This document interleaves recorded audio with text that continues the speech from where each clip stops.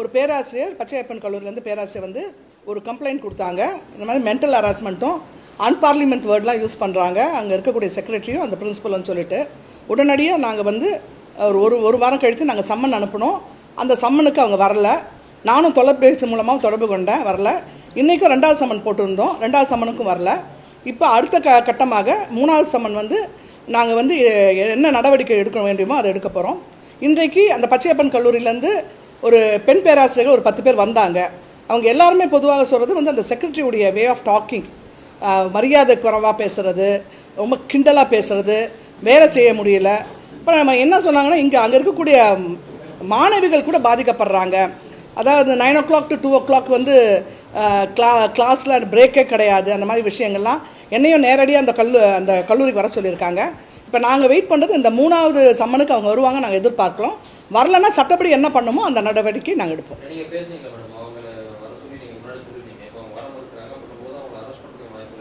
இல்லை, யூஸ்வலாக முதல் சம்மனுக்கு அப்படி பண்ண மாட்டோம்.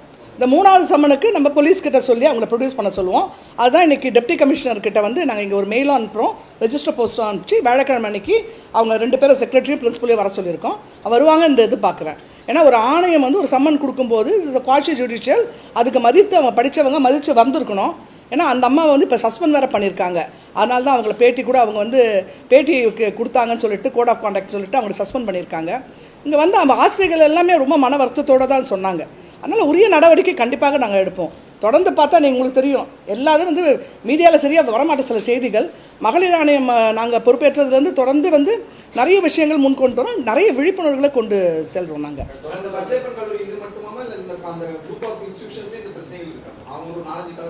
இவர் செக்ரட்டரி இல்லை, கண்டிப்பாக ஒரு செக்ரட்டரி தான் இருப்பாங்க. எல்லா கல்லூரி, செல்லம்மா கல்லூரி, காஞ்சிபுரம் கல்லூரி எல்லாம்.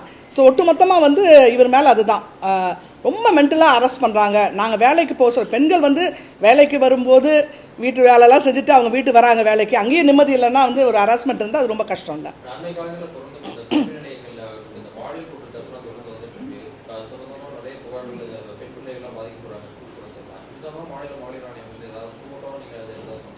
ஆக்சுவலாங்க இது வரைக்கும் நான் ஒரு 30 மாவட்டங்களுக்கு நான் வந்து போயிருக்கேன். போகும்போதெல்லாம் குறிப்பாக மாணவிகள் இருக்கக்கூடிய கல்லூரியில் நான் வந்து ஒரு விழிப்புணர்வு கிளாஸ் எடுப்போம். 30,000 மாணவிகள் நாங்கள் பார்த்துருக்கோம். அங்கே போகும்போதே இந்த மாதிரி பாலியல் துன்புறுத்தல் அந்த மாதிரி இருந்துச்சுன்னா நிறைய கல்லூரிகளில் வந்து கிரீவன்ஸ் கமிட்டி கூட இருக்காது. ஸோ வந்து நாங்கள் வந்து அந்த கமிட்டிக்கு வந்து கொண்டு வரணும்னு சொல்லியிருக்கோம்.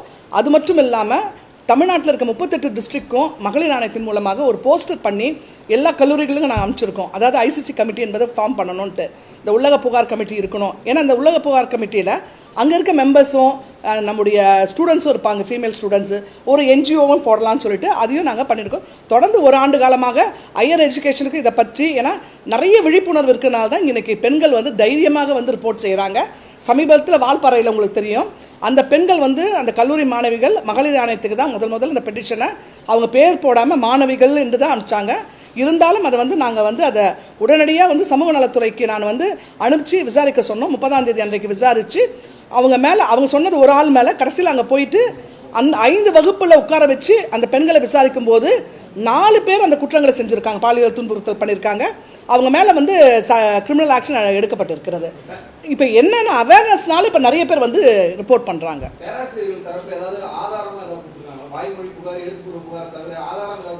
இல்லை, இவர் செக்ரட்டரியை பற்றி அவங்க அசோசியேஷன் வந்தாங்க. இந்த செக்ரட்டரியை பற்றி நிறைய புகார் கொடுத்தது எனக்கு ஒரு ஃபைலில் போட்டு கொடுத்துருக்காங்க. இந்த மாதிரி வந்து மென்டல் டார்ச்சர் விமன் கொடுக்குறாங்க. ஆமாம், அது அந்த ஃபைல் ஒன்று இருக்குது, அதுவும் கொடுத்துருக்காங்க. பட் அவங்களால எதுவும் வீடியோலாம் எடுக்க முடியாதுல்ல, ஒரு பேராசிரியர் பேசும்போது வீடியோ எடுக்க முடியாது.